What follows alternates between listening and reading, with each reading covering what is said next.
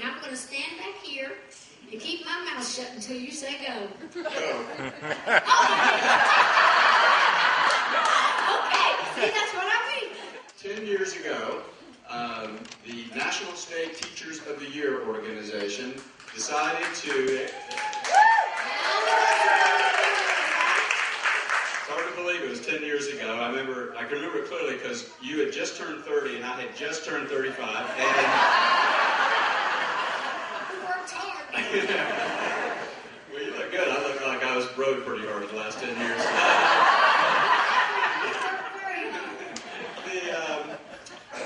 What they bestowed to Dolly was a Chasing Rainbows Award, which really stood for somebody who's overcome a lot of obstacles in their life to inspire kids everywhere. And ever since then, Dolly and the foundation have teamed up with InStoy to present an award to a teacher who has done the same.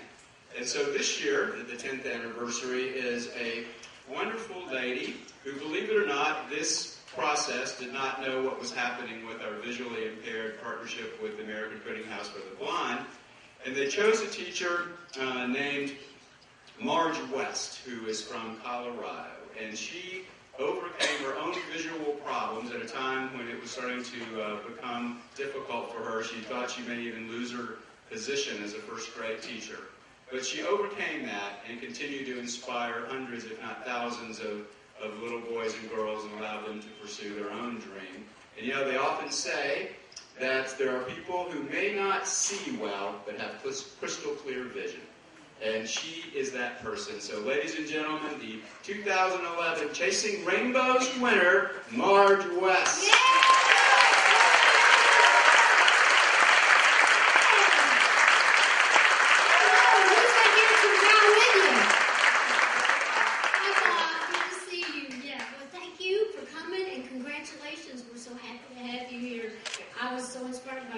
So I want you to tell it. So won't you talk a little bit to the folks out there? You're standing in just the right spot. All right, thank you. Okay. Thank you very much, Dolly.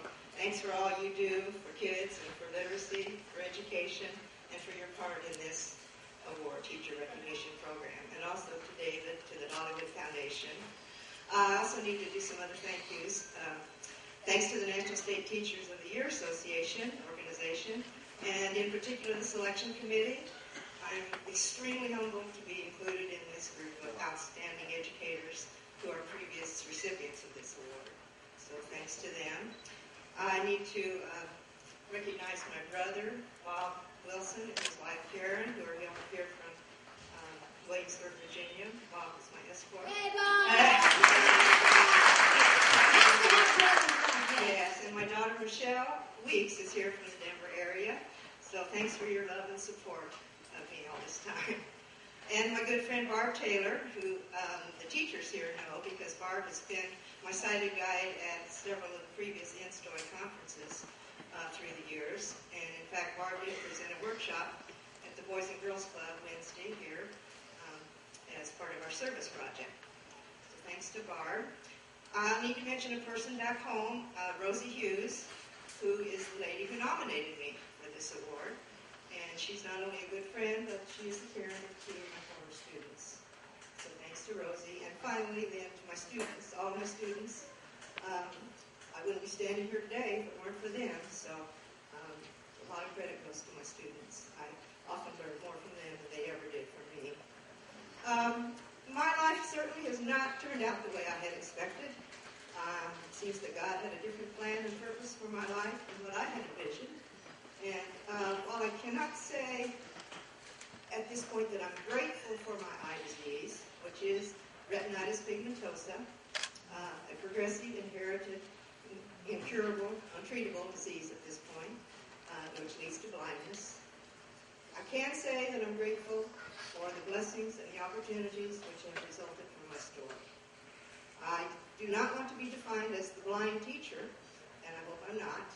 I'd like to be remembered for being a good teacher who did her best to help her students reach their full potential and who made a difference in their lives while herself facing some issues and challenges with her eyesight. So, having said that, I am thankful that I had a platform, was given a platform and was able to be a trailblazer for other regional affairs teachers who wish to teach in the regular education classrooms. I've learned through the years that happiness is a choice. And, well, I don't know if it's because of my genetic makeup or the fact that my parents were very good role models, but I've always been a glass half full type of person, and am mostly positive and optimistic, allowing myself only an occasional pity party. About 15 years ago, we were having a professional development day up in Vail, Colorado, and I guess that was back in the days when we could afford to have an in-service day.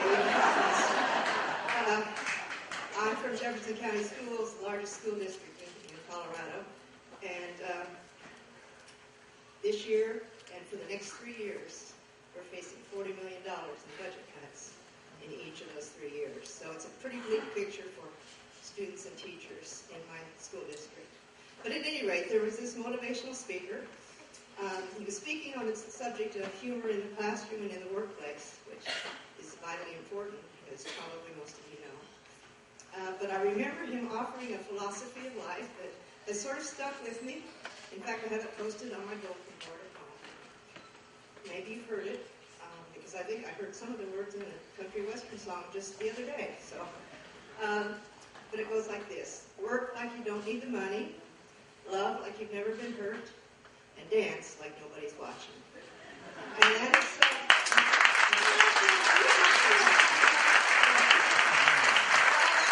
sort of stuck with me, and I had translated, I believe that means find an area that you're passionate about for your life's work.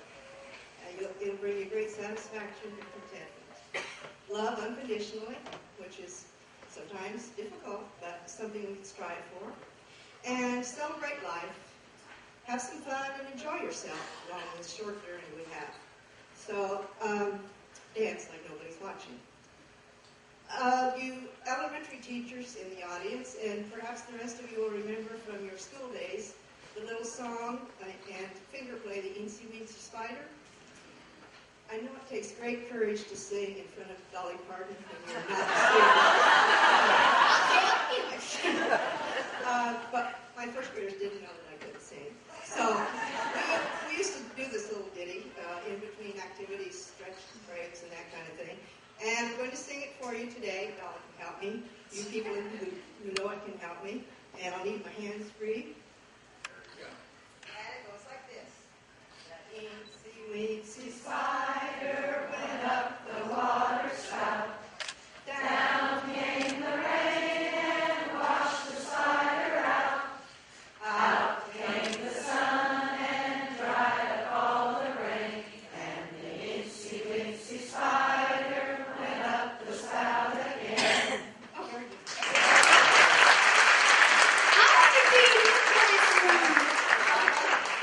That simple little song, I think, carries a powerful life message, and I think it might be something to have something to do with what this award is all about.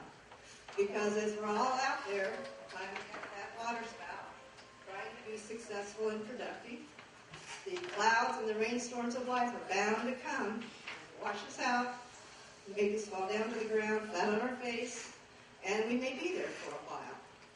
But eventually that bright spot, the sun, is going to come out again, and we can pick ourselves up, dry ourselves off, put one foot in front of the other, and start climbing that water spout again, chasing our rainbows toward the fulfillment of our dreams and our goals.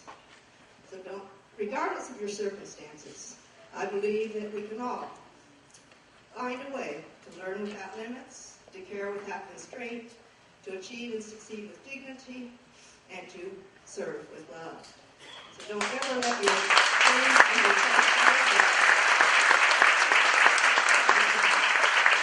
and continue chasing your rainbows. Today is indeed a bright spot in my life, and you're all a part of my pot of gold.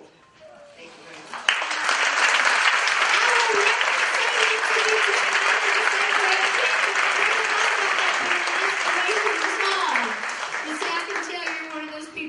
Something positive in everything. So we're so happy for you, so proud of you, and it is my great honor to present you with this award. So it is heavy.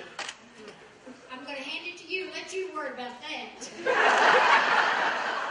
It is heavy, but isn't that beautiful? Now, we're going to take a peek. Go along.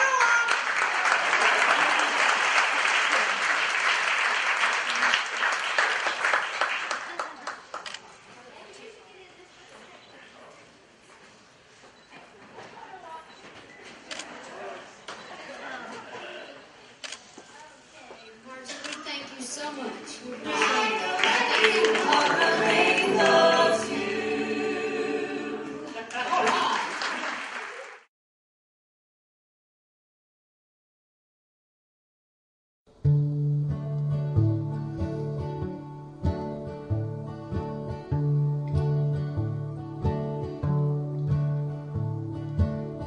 Love me tender, love me true, make my heart fulfill. For my darling, I love you, and I always will. Love me tender, love me true, make my heart fulfill. For my darling, I love you, and I always will.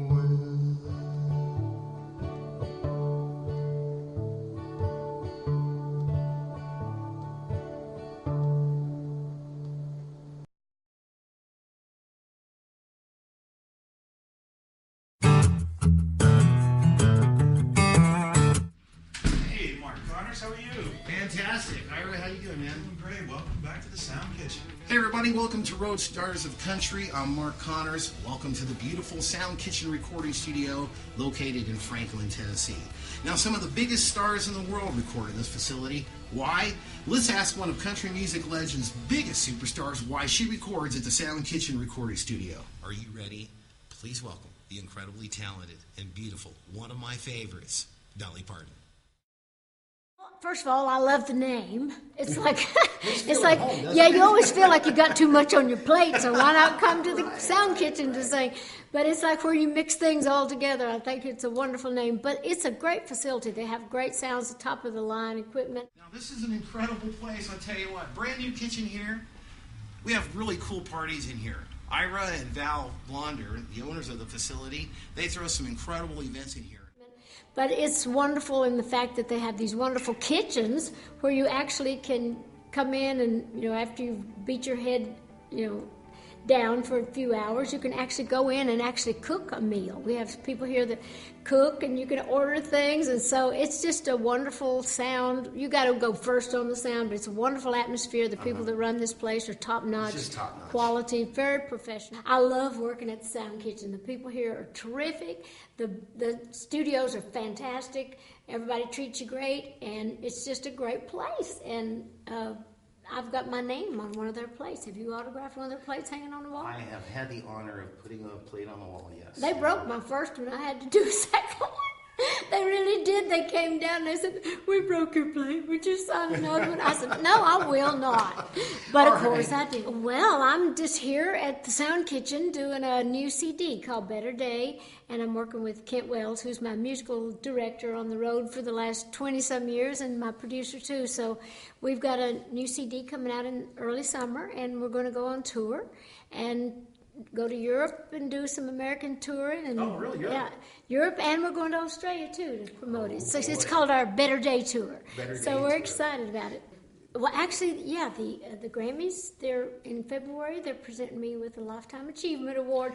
I'm very honored, but it makes me feel like I'm about 100 years old. I said, I'm over here now. I'm not finished with my achievements. My life ain't over yet. But what a wonderful honor. Well, thank you. I've been very blessed, and I appreciate it. And you're a wonderful artist as well. Well, thank you so very much. But I'm not going to cry over you. Well, I might. If we stay here much longer, I get attached and all that. Good luck on your You're such a sweet guy. Thanks.